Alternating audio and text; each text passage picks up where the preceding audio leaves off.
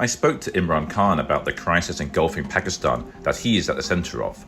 In the past year, Khan, who remains broadly popular amongst the public, has been ousted from power, survived an assassination attempt, and narrowly avoided arrest following a police raid on his home. He is now campaigning for fresh elections in the country.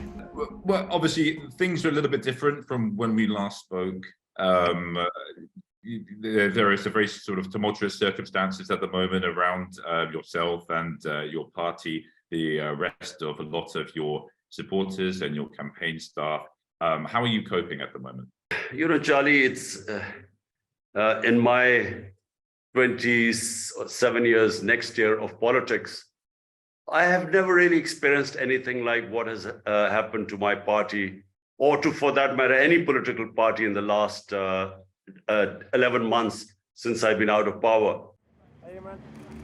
Daniel, how are you? You cannot imagine what is happening in Pakistan. Never has one man scared the establishment, the political parties as much as it is right now. You look at television, there is only one man which is featuring. Their worry is how to keep me out. The people on the other, how to get me in. The majority of public wants me in. These mafias and the military, how to keep me out.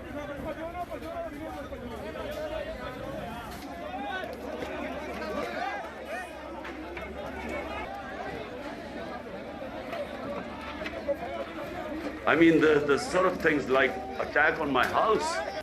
Yeah. You know, I was from 3 sides, the police attacked me as if I was some big terrorist holed up here. And the people outside who came outside my house to, gathered in large numbers because they have no faith in the government. The government, and I mean the establishment and the political government. Actually, political government is just a facade. They're petrified of elections because their popularity is next to zero. They're a coalition of 12 or I don't know how many parties. Backing them is the military establishment.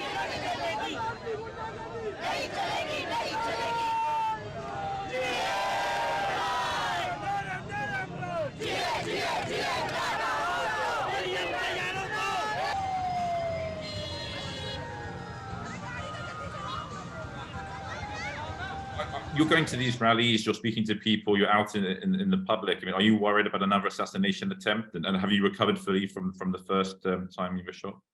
I still have a problem walking. One of the 3 bullets in my left leg, one of them damaged my nerve. And so my foot is still recovering. So I have a, problem walking, for too long.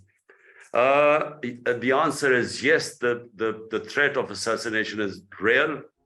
For 2 reasons. The same people who tried to kill me are still sitting in power. And they would be petrified that if I come back, they would be held accountable. So they are more dangerous now. Then there are these 2 families, who have been plundering Pakistan for 30 years. They have billions of dollars lying outside.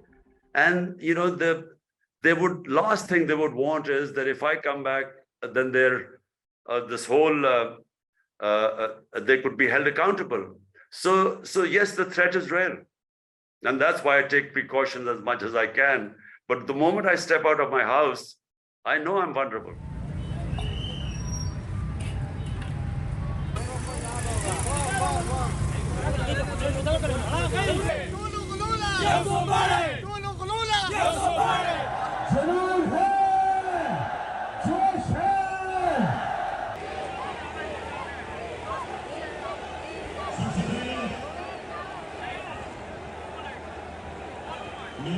I think the only way forward are free and fair elections, because that is political stability is the beginning of fighting, clawing back to get your economy on the ground.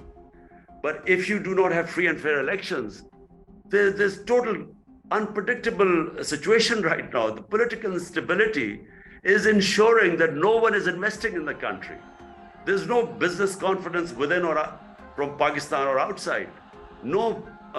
You're not getting any commercial loans because our default risk is so high. So we are now really in a blind alley. The only, and I keep repeating, They asked me that, look, why can't you wait till October? I mean, I can wait till October, but can Pakistan wait till October? What is going to happen from now to October that will improve our economy?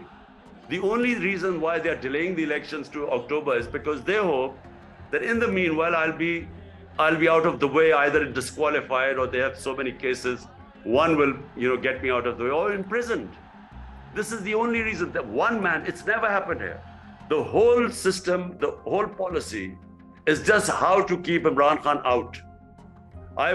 In the rally, I asked the establishment a question. I said, look, you tell me what is your game plan. Okay, if you can convince me that by keeping me out, you can actually help Pakistan stand on its feet or recover, I said, I'm willing to go along with you. I'll get out of the way.